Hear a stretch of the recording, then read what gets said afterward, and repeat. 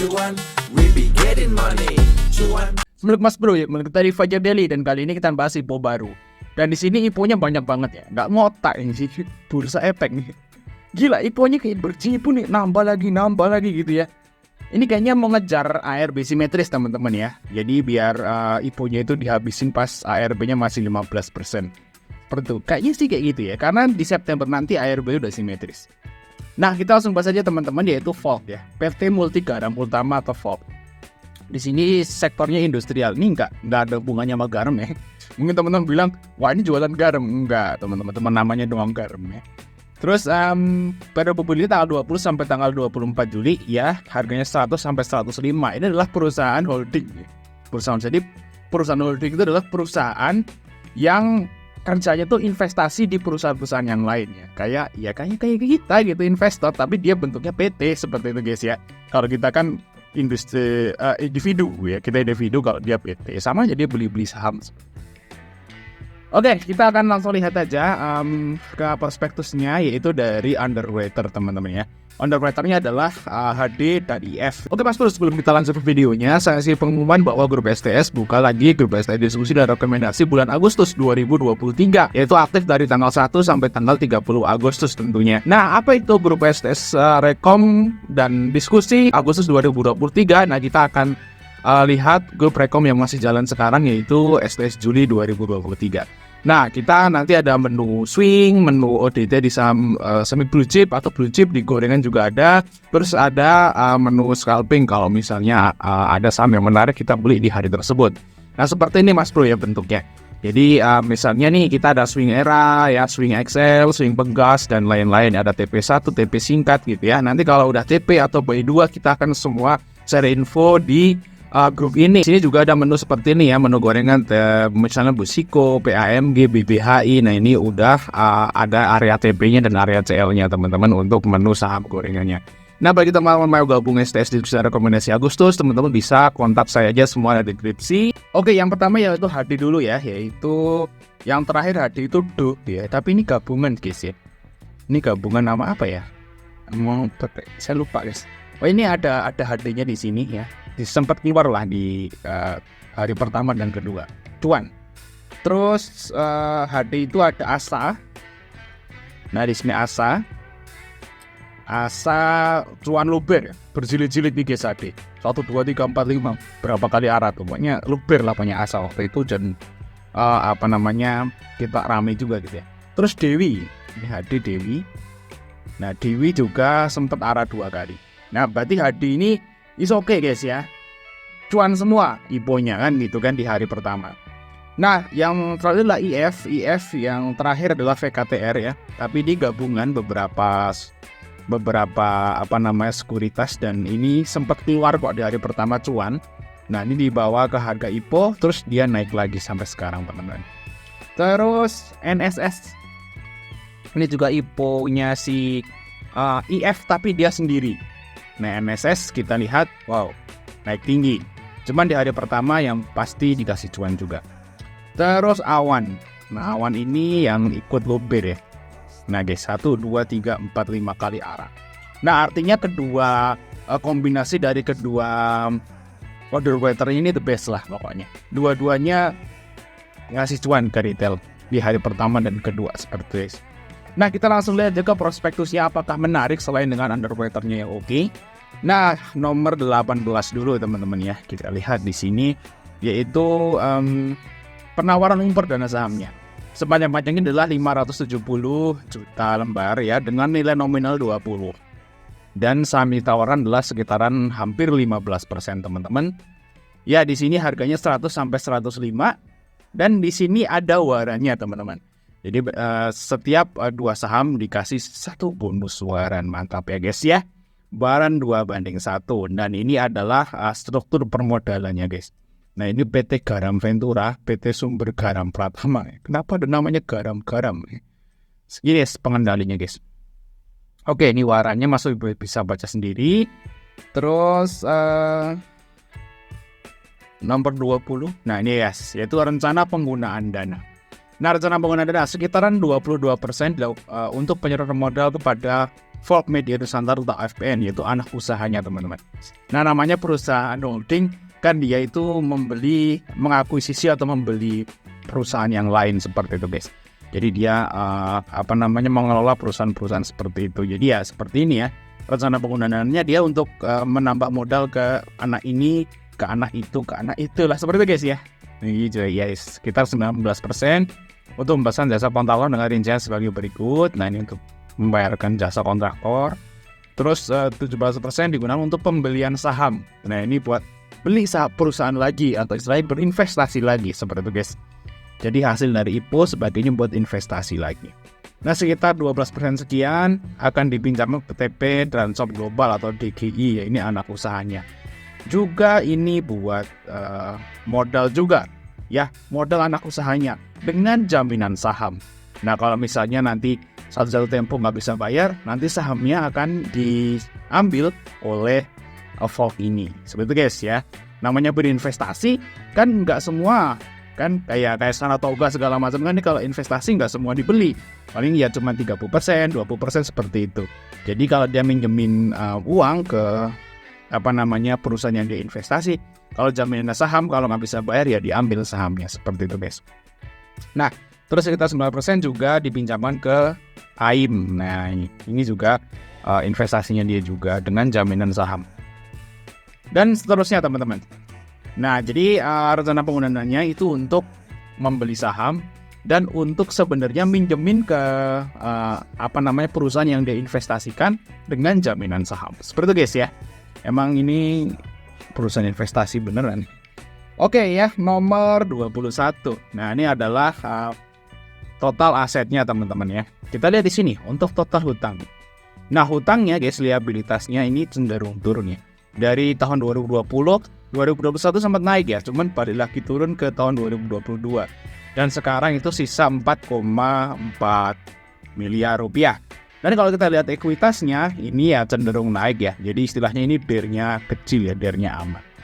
Nah, kayak Saratoga seperti Saratoga itu apa lagi ya? Perusahaan investasi kan, dia juga hutangnya kecil juga sih guys. Oke ya. Terus ini adalah laporan laba rugi. Nah, kita lihat di sini teman-teman ya. Nah, di sini guys. Kalau kita lihat ini kan perusahaan investasi, dan dia itu perusahaan investasi di banyak anak usahanya. Sebentar, nanti kita akan bahas tentang anak usahanya teman-teman. Kita lihat ini dulu ya. Nah, di sini guys ya. Nah, di sini kan di tahun 2023 sampai tanggal 31 Maret, Februari Maret atau kuartal 1 itu rugi. Nah, ini pernah terjadi di tahun 2021 dia juga rugi. Dan tahun 2022 itu tiba-tiba meledak ya, profitnya jadi 5M. Tapi di sini dia rugi. Padahal penjualan netonya itu nggak jauh beda loh dari tahun 2022 di kuartal 1. Nah, penjualan netonya di tahun 2022 itu adalah 8,8M. Tahun 2023 kan cuma 7,5. Jadi cuman berkurang 1M aja. Tapi kenapa bisa jadi rugi? Nah, ternyata itu rugi investasi teman-teman. Nomor 68 teman-teman, ternyata kerugiannya di sini.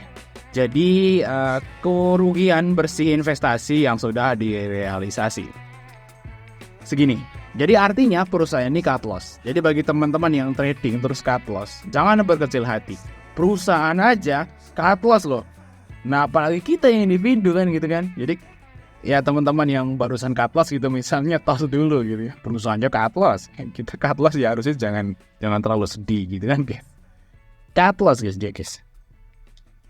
Loss ini. Nah, tapi dia ada yang belum terrealisasi segini ya. Lumayan banyak, 3 miliaran ini masih floating gain. Nah, ini udah cut loss nih. Nah, ini masih floating guys. Floating gain ya. Kemungkinan aja nanti di kuartal berikutnya mungkin jadi positif nih guys. Mungkin jadi positif ya.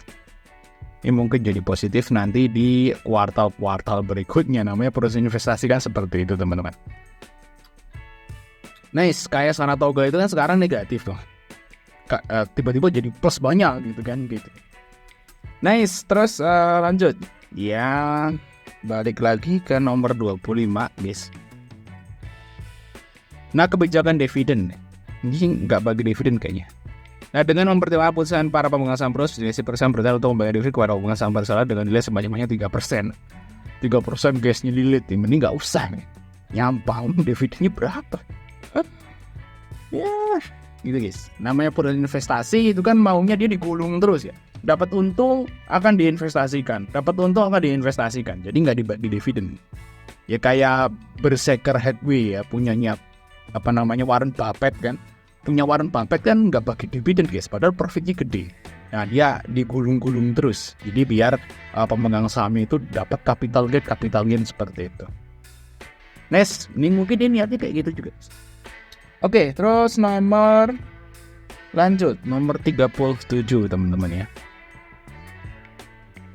Nomor 37. Apa nih nomor 37 ini? Batasan guys. Oh ya ini guys dibatasi ya. Nah ini di lock selama 8 bulan juga guys. Nah jadi orang-orang yang di pemegang saham yang tadi di awal itu akan di lock selama 8 bulan. Oke, nomor 152. Lanjut. Nah, nomor 152 di sini adalah karyawannya teman-teman. Sebenarnya karyawan perseroan itu cuma sedikit ya, cuma 9. Namanya produk investasi ya kayak gitu ya kan. Di sini ada accountingnya 2, finance tech 1, corporate finance-nya 1, middle affairs 1, internal audit 1, investment 2. Ini kan perusahaan investasi, jadi nggak perlu banyak-banyak gitu ya. Kayak kita ini ya. Saya nih contohnya. Saya punya 20 saham, kan bisa. Padahal saya cuma sendiri, ya kan? Bisa. Nice. Dan di sini yang banyak karyawan itu aja, yaitu perusahaan yang dia investasi atau anak-anaknya teman-teman. Nah ini banyak nih, anak-anaknya banyak 52, ini 50, ini gitu kan. Yes ya. Nah ini guys. Perusahaan anaknya yang punya banyak karyawan. Oke, terus balik lagi nomor 23. Oke. Nah, ini adalah perusahaan-perusahaan anak ya, yang perusahaan yang diinvestasikan oleh FOB gitu ya. Dan di sini AIM yaitu di Yogyakarta, yaitu kegiatannya apa? Yaitu penjualan sepatu, sendal, pokoknya alas kaki lah seperti itu guys. Dan kontribusi pendapatannya adalah 28%. Si FOB ini memiliki 51,06%. Nah di AIM. Nah terus DGI itu pedagang home care, self care ya, hand sanitizer, sampo, sabun, Hermes seperti itu. FOB mempunyai 33% ya, kontribusi pendapatan adalah 29%. Terus FMN, nah ini 99% guys. Ini apa? Penyebar portal web, digital dan lain-lain. Nah ini SKI, penjualan kosmetik menguasai 50% ya, ini kontribusinya 15%. Dan WNS, nah dan seterusnya teman-teman masuk bisa baca sendiri. Kayak gitu guys ya, kita ngomong. Nah ini adalah perusahaan-perusahaan yang dia investasikan seperti itu. Oke, terus nomor 181. Nah ini adalah contoh produk-produknya tadi guys. Nah seperti ini ya, sendal gitu ya, ini hand sanitizer guys. Ada lipstick juga ya, lipstick dan macam-macam lah, kan dia kosmetik seperti itu guys. Oke, mungkin sudah jelas ya guys ya. Kebanyakan sih ke sendal, sepatu, kosmetik seperti itu guys ya. Next, kita langsung lihat aja ke sini guys ya, yaitu valuasinya. Nah, pas sekarang kondisinya pas rugi, makanya dia jadi jelek gitu ya. Nah, di sini untuk harga bukunya 21 teman-teman. Jadi agak mahal ya, untuk PBV-nya udah 4 kali teman-teman ya. Kalau PBV ya mau rugi mau untung ya tetap aja PBV-nya segini. Jadi PBV-nya 4 kali teman-teman. Terus untuk PER-nya minus karena profitnya minus ya. Untuk hutangnya ini aman ya, cuman 6%. Karena kecil. Nah, untuk ROE-nya minus karena IPS yang minus, profitnya kan minus teman-teman. Nah, untuk market cap-nya adalah segini ya, 333 miliar yang masuk ke small cap teman-teman. Untuk kesimpulannya gimana? Kesimpulannya ini adalah perusahaan holding ya, perusahaan holding, dan kemungkinan nanti kalau menurut saya ini karena ada dia itu lagi floating gain, kemungkinan kuartal 2 atau kuartal 3 malah bisa positif lumayan gede nih guys dari profitnya, bisa aja ya.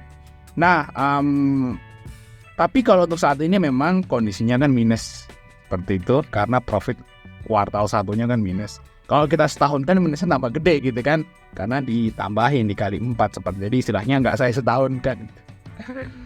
Oke, untuk kesimpulannya ya, saya akan lihat dulu karena ini IPO-nya bareng-bareng teman-teman. Ya, bareng-bareng. Saya lihat dulu nanti barengannya apa. Kalau misalnya dia ngipunya sendiri sih saya ambil aja karena memang kue-nya itu bagus. Dan kemungkinan perusahaan ini kuartal berikutnya bakal positif. Jadi saya akan ambil. Cuman kalau dia barengannya sama IPO-an yang lebih menarik, ya tentu aja saya akan pilih yang lebih menarik karena ini kan berjibun banyak banget. Nah nanti akan saya update guys. Yang bareng-bareng itu saya update, saya ngambil yang mana. Saya akan kasih tahu nanti di saat nanti udah pada offering semua seperti itu guys.